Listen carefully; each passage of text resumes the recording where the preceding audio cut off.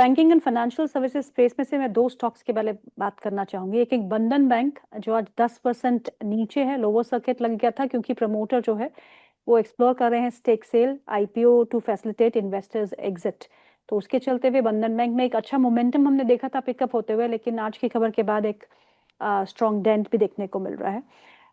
और एक और स्टॉक है आईडीबीआई बैंक, जहां पे सरकार की खबर तो ये आई है कि अब वो विनिवेश नहीं करेंगे क्योंकि जितने भी बिड्स आई हैं वो बेस प्राइस से नीचे आई है। तो वहां पे भी डिसइन्वेस्टमेंट की स्टोरी खत्म हो चुकी है। दोनों ही स्टॉक्स पे अगर आपका व्यू जानना चाहूंगी, and again on the entire banking space, private and PSU. देखिए, एक बहुत बड़ा चेंज जो हुआ है प्राइवेट और पब्लिक को लेके कि एक 10 साल पीछे जाते हैं तो हमें पता है कि प्राइवेट जो था वो पब्लिक से मार्केट शेयर गेन करता जा रहा था, राइट। तो HDFC bank, ICICI bank, all these banks were gaining market share from PSU banks, क्योंकि टेक्नोलॉजी बेटर थी। पीएसयू के पास टेक्नोलॉजी नहीं थी उस टाइम पे, वो एडोप्शन नहीं था टेक्नोलॉजी का। धीरे धीरे क्या हुआ है कि अच्छा, उस टाइम पे उनके एनपीएस भी बहुत ज्यादा आते थे पीएसयू बैंक्स के, क्योंकि गवर्नमेंट काफी कंट्रोल करते थे। तो पिछले 5-7 सालों में ये हुआ है कि एनपीए आपके काफी बेटर हो चुके हैं, काफी इंप्रूव हो चुके हैं, एंड आपका टेक्नोलॉजी अडोप्शन पूरा हो चुका है। तो आप एट पार है with the private banks, right. तो जो आपका वैल्यूएशन गैप होता था पूरा का पूरा, जो प्राइवेट बैंकिंग था वो 2-2.5 प्राइस टू बुक वैल्यू के ऊपर था। पीएसयू बैंक सारा 1 प्राइस टू बुक वैल्यू के नीचे था।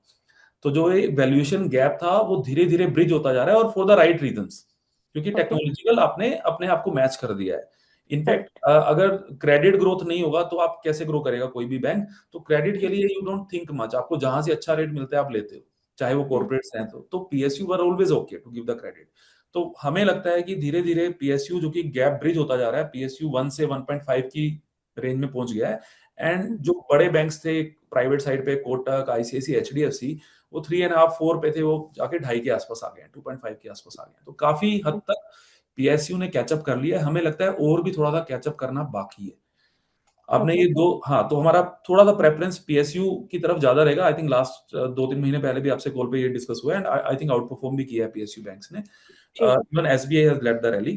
पिटे भी बहुत है। हाँ जी। अब क्या हो रहा है, लास्ट लेग में एफआई के सेल ऑफ में अब करेक्शन भी अच्छा खासा आ रहा है, हम्म, तो कंपैरेटिवली बेटर किया। But hmm, yes, private structural rally हमेशा एक देता रहेगा। Both the segments are good. हमें लगता है larger PSU bank and larger private bank के ही चांस ज्यादा है अच्छा करने के, क्योंकि बैंकिंग ऐसा सेगमेंट है जहां पर मनी डिसिप्लिन बहुत बड़ा एक की रोल प्ले करता है, कि किस तरीके से आप अपना बुक्स मैनेज करते हो।